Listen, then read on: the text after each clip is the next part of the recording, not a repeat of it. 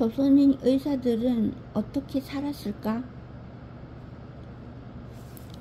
식민지 조선에서 의사라는 직업은 새롭게 출현하고 부상한 근대적 전문직의 대표격이었다. 그러나 또 다른 측면도 있었다. 국가가 책임지는 공공의료 실현의 가능성이 사실상 배제된 식민지에서 대다수 의사는 개업의가 될 수밖에 없었다. 개업의가 된다는 말은 시장의 경쟁에 그대로 뛰어든다는 것을 의미한다. 식민지 조선에서 평범한 의사들의 꿈은 성공한 개업의, 곧 작은 자본가가 되는 것이었다. 아직 전반적으로 학력 수준이 낮고 의사는 너무나 부족한 상황이었다. 이 의사는 술기를 익히기 위해 애써 노력하거나 대체 의학과 격렬하게 투쟁하지 않아도 최고의 전문가로 인정받았고 공급자 우위 시장에서 손쉽게 자본가로 성공할 수 있었다. 백인제가 개업으로 큰돈을 벌었지만 그런 사례는 적지 않았다. 안과의사로 유명했던 공병훈도 그랬다. 공병훈은 평북 벽동 출신으로 정주 출신이던 백인제와 사냥도 같이 하는 절친한 사이였다. 공 박사가 떼돈을 가만히로 벌어들인다는 말을 들을 정도로 큰돈을 벌었다. 그의 자서전 나는 내 식대로 살아왔다에 나오는 표현 그대로다. 식민지 조선 내 의사들은 관립의원에 취직하는 소수와 개업하는 대다수로 나뉘었다. 관립의원에 취직하면 신중간 계급으로서 안정적인 생활을 누릴 수 있었다. 개업하면 신흥 부르주아 계급으로 성장할 수 있었다. 경제적 측면에서 이들은 식민지인 가운데 상당히 유복한 집단 중 하나였다. 기술 전문직이다 보니 일제와 특별히 사이가 나쁠 일도 없었다.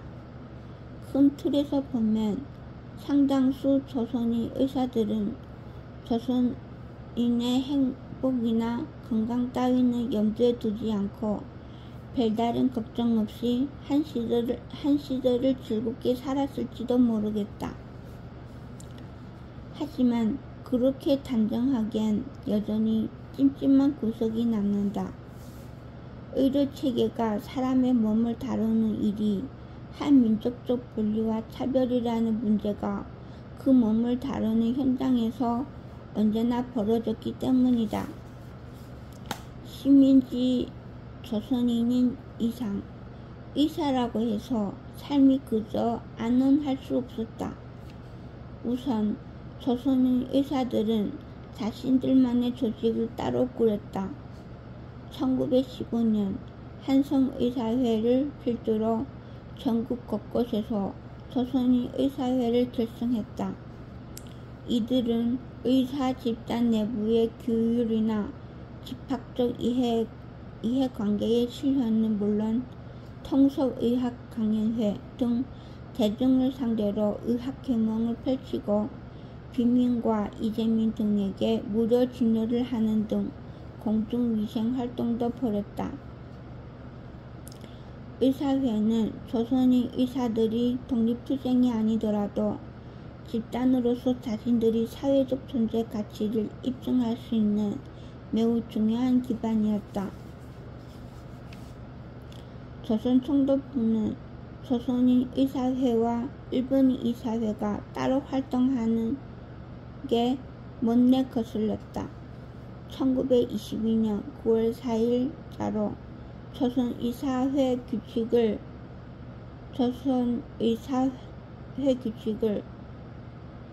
제정하여 지정된 지역 내의 모든 의사들이 기존의 조직을 해산하고 단일한 의사회에 의무적으로 가입하도록 강제했다.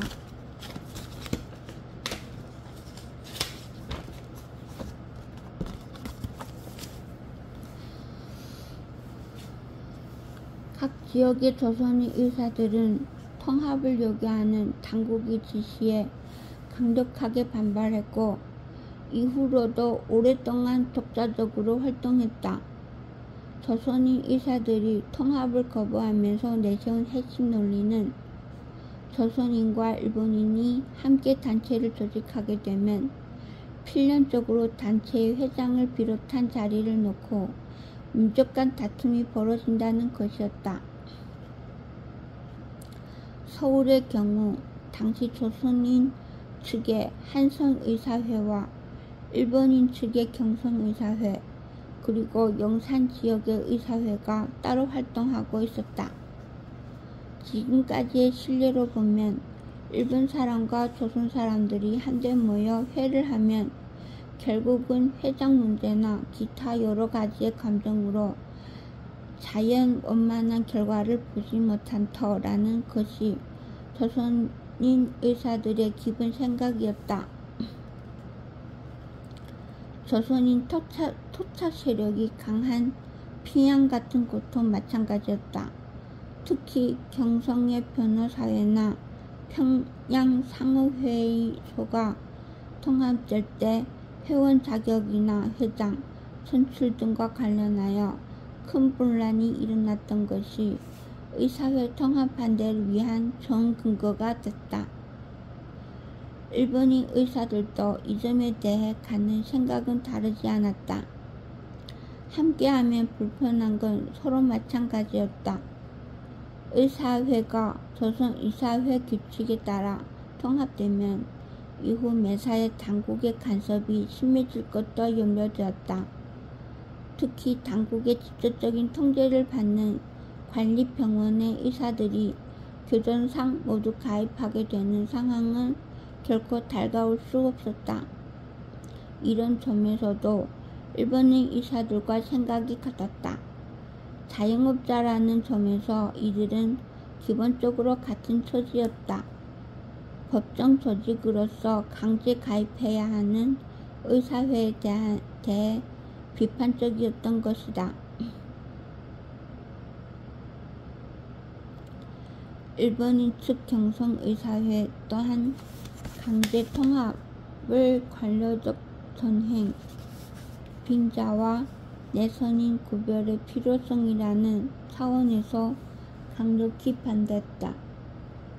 이렇게 조직 분리를 유지함으로써 조선인 의사들은 독자성을 지키는 데 성공했다.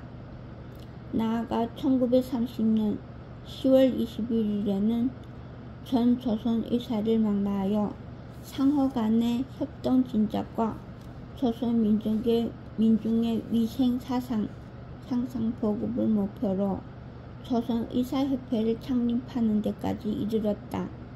유상규는 조선 의사협회의 발기인이며 창립 당일 행사의 사회를 보았다.